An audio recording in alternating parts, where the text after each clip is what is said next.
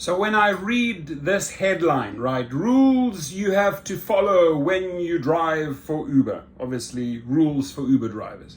However, there are really no rules for these executives at Uber. They do what they want. On a managerial, executive, legal level, they do what they want. There's no rules. But when it comes to us, the people that make the money, there are tons of rules. There are even rules for this, right? For these wonderful gadgets, which they say, oh, you're not allowed to have these, right? You're not allowed to have one of these.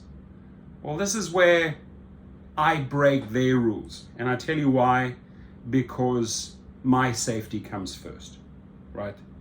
I am not going to have some idiot pull a knife or a gun on me in the car. I want to be prepared. However, they say, hey, you're not allowed to have it. Now, whether you want to carry, or, like a concealed weapon, that's really up to you, and that's really up to your state, what the rules and regulations. I'm not saying, hey, you got to follow those rules. I know a lot of people in Florida, Texas, all around the country that bend those rules because they know that Uber and Lyft don't do anything for their safety, right? So, but when it comes to more general rules, for drivers, especially newbies, these are some things we can go over. Founded in 2009, definitely one of the largest rideshare companies out there. It says here, a little bit of a troubled firm, but Uber continues to gain popularity each year, and it's rapidly expanding to reach an ever-growing list of cities both across the United States and in international markets. Now, here's a few things. Display a sticker or sign. Some people use the Uber sign. Some people go out there on Amazon and get themselves a neon sign, especially for nighttime. So two ways to look at that. Obviously, the signage, easy for the rider to identify you. I also know a lot of people that misuse these signs, right? You're supposed to hand it back when you get deactivated. And by the way, if you do ever get deactivated, please go to gigrocket.com or hit me up underneath. I help drivers with our appeals team to get reactivated. But it also makes you a little bit of a target. Oh, there's a car going and doing food deliveries maybe, or it's definitely a target for carjacking, etc. So there are definitely pros and cons when it comes to the display a sticker or sign. Perhaps the most self-explanatory requirement for Uber drivers is to always display a sign that clearly indicates that they are a rideshare driver. This is necessary for a variety of reasons. For starters, riders need to be able to clearly pick out their ride at busy pickup points. Otherwise, there's a chance they'll end up in the wrong taxi, or even worse, trying to get into a random person's car. The second reason is that some state authorities simply require it and will prosecute drivers who don't have an appropriate sticker or sign displayed, especially when it comes to airports. They love handing out fines. Finally, clearly displaying a rideshare logo is important when entering certain restricted areas like airport pickup lanes. Drivers are solely responsible for allowing all of the regulations of the airport for following all of the regulations of the airport they're driving to. And if they're not showing an appropriate sign, there's a good chance they'll be kicked out of a taxi-only area, causing delays for both the rider and the driver. And anyway, airport pickups and enough hassle to begin with, although Uber has taken steps to address this in recent years. One such measure the firm has implemented in select locations is allowing riders to get in the first available Uber using a 6-digit PIN instead of waiting for their specific car to arrive. For now, it's only available in selected airports around the United States, but it should be rolled out across the country soon at high traffic locations. It is important for passengers and riders to know they're getting in the right car. Now, drive a car that's less than 15 years old, right? So they've definitely dropped the threshold on this. They want more cars on board, obviously compromising safety a little bit as well. The requirements for eligible vehicles vary slightly from state to state, but generally an Uber car must be less than 15 years old, have 4 doors and a minimum of 5 seats with seatbelts. There are no make or model restrictions, although of course some makes will be more naturally suited to being Ubers than others. Any car with a reputation for unreliability, for example, is probably not a good choice to use as a taxi. That's why so many Uber drivers choose trusted, models from Toyota, Honda, or similarly dependable brands. That is true. Cars that meet these minimum requirements will be able to offer UberX rides, but other higher paid categories are available for drivers with suitable vehicles. Drivers wanting to pick up Uber XL rides need at least 7 seats with seatbelts, although no vans, box trucks, or similar vehicles are allowed. And I don't think they're mentioning it here. Those vehicles in the upper echelon, they will definitely not allow a comfort or a luxury vehicle or a black vehicle or an SUV that's 15 years old, right? So you got to check up on those regulations. It's also worth noting that Uber does not permit any form of seating modifications, including aftermarket seats or even non-standard seatbelts. Salvage title cars or those with existing external taxi branding are not allowed. Make sure you have appropriate insurance, right? And when it comes to appropriate insurance, the link is below. Again, here I really suggest Buckle. I would really look into buckleup.com, check out their rates, shop around there a little bit. They're absolutely phenomenal. Now, back to this, to the insurance here, ladies and gentlemen. Very important that you make sure you're not driving on a regular, sorry, I'm jumping to the wrong article here. That you're not just using a regular insurance, but you got to make sure you have a rideshare insurance. If you are doing private trips like I am and have your commercial, you got to have your commercial insurance and your commercial license. If you want to become a private driver, I highly suggest it's a very effective 300-minute course on gigrocket.com called Private Chauffeur if you really want to make the big bucks. Another key thing drivers need to check before their first ride is that they have an appropriate insurance policy. The requirements for what policy is needed vary from state to state, so it's important to check with Uber's website before accepting that first ride. Uber provides insurance for drivers when they're waiting for rides or completing them, but that policy does not cover any time when the driver is not actively working for the company, so a separate individual policy is also required. Also, their deductible, I'm sure they'll mention this right now, is rather high, $2,500. While logged onto the app or waiting for a ride request, Uber insurance policy covers up to $50,000 in bodily injury, which is nothing per person, or $100,000 per accident. Up to $25,000 in property damage is also covered per accident. While en route to pick up deliveries or during trips, Uber provides up to $1 million third-part liability alongside comprehensive and collision insurance up to the value of the car minus a $2,500 deductible. These figures apply to every state apart from New York, where local rules mean the policy doesn't fully apply. Abide by driving hour limits.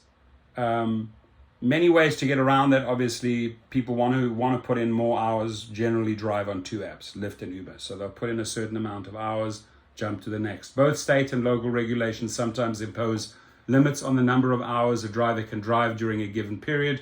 To help stay within these limits, Uber app warns drivers when they're approaching the limit, and then again when they've been on the app for the maximum amount of time. The driver is then forced to log off, but when they've been offline for a certain period of time, the limit resets and they are allowed to accept requests again. That's when usually people hop onto the next app. Not every state enforces rules like this, and in those that don't, drivers often end up working very long hours to earn enough money to pay their bills. A series of strikes and walkouts took place throughout 2021. I was one of them that organized several of those, proud of that fact, to protest against these poor working conditions, although the results of those strikes were mixed. That is true. Long hours as a full-time Uber driver is very much part of the job, but the company makes sure to never let its drivers go over legal limits in states that have such laws. So park carefully when picking up passengers or deliveries. Also, when you're doing your parking, make sure, right, when you're doing a food delivery, that your car is not running, that the doors are not open, so people can just simply carjack and run off with your car, right?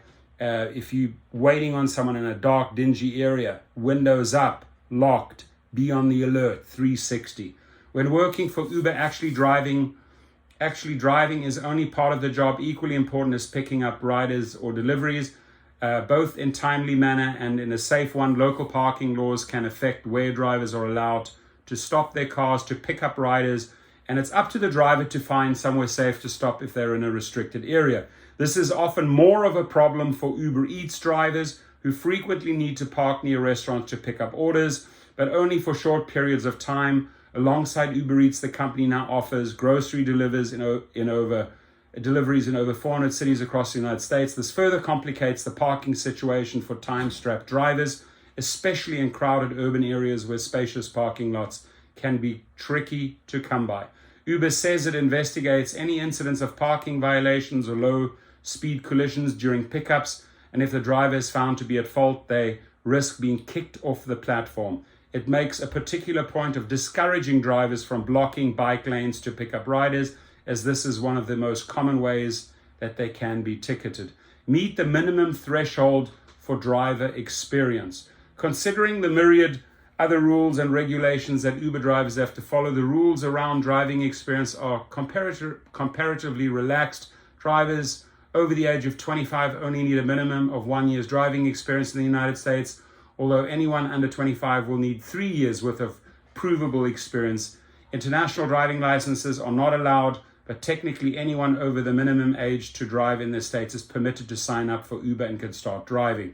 To complete the sign-up process, drivers need to show proof of residency, proof of vehicle insurance, and provide a profile photo and then pass a standard background check. This check includes a motor vehicle report, MVR, and a criminal background check alongside any other checks that may be relevant in certain states. If for some reason they are dinging you on the background check and holding you up or not allowing you on the platform, go to gigrocket.com. We can speed up that process for you. There is no credit check, so drivers with a shaky financial history won't need to worry. These checks are not carried out by Uber themselves, but a third-party provider, usually Checker, and drivers won't be able to accept rides until they pass them.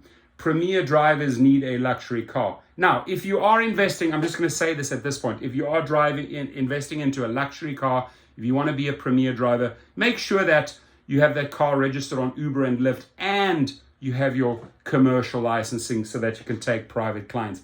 If you want to take the very best private client course, go to gigrocket.com and sign up for the private chauffeur course. There you're a 100% independent contractor and you're making 100% of your monies. Now, for riders seeking the most premium experience, Uber has a premier tier that costs more but provides the best possible experience. In order to be eligible to drive for this tier, drivers have to have at least 250 trips under their belt with an average rating of at least 4.85 stars across them. They also have to drive a suitably luxurious vehicle which must be newer than 6 years old and have a leather interior. After meeting these requirements, they can look forward to higher rates, but with the expectation that their riders will expect more than a regular UberX. They expect way, way more. Another option for drivers and riders is comfort, which requires drivers to own a more roomy car than the standard. There is no set legroom measurement given on Uber's website, with them only stating that cars must have more legroom than smaller compact cars. It's up to Uber's discretion which cars meet this requirement. You want to check it up before you go and buy a car. You don't just want to roll the dice and take a chance. Along with a bigger car, drivers who want to take requests for comfort tier trips will need to have racked up at least 100 rides. That's easy, with an average rating of 4.85 stars across them. That's also easy. Now, accommodate service animals and assistive devices. This issue can get you into trouble, can get you deactivated. If you get deactivated over this, go to gigrocket.com. As more and more riders sign up for Uber across the United States and abroad, the diversity of those riders also grows exponentially. Some riders require service animals or assistive devices to take with them on their trip, and Uber's rules dictate that drivers are not allowed to refuse a fare because of this. It is noted that there are no exceptions to the rule, even if drivers have allergies, a fear of animals, or particular religious beliefs. However, it's within the driver's right to ask what services an animal is trained to provide and to refuse a ride if the animal is simply a pet, right? Allowing riders to travel with pets is up to the discretion of the driver in most cities, and it's mandatory for riders to message the driver before pickup to double check. but there are a select number of locations that have been testing a feature called Uber Pet. Terrible, right? I love pets, but Uber Pet is terrible. You will have your car ruined. Don't do it. They want you to sign up for it. Don't do it. As much as I love dogs, cats, animals, I highly, highly suggest against Uber Pet. This makes it easier for riders to find pet-friendly vehicles straight from the app, as riders can tick a box that says a pet will be accompanying them, and likewise drivers can tick a box. I'm not even going to go into that because I just absolutely am anti that. I mean, you can maybe make another $3 or so per trip. It's not worth it. Don't do anything Uber considers fraudulent activity.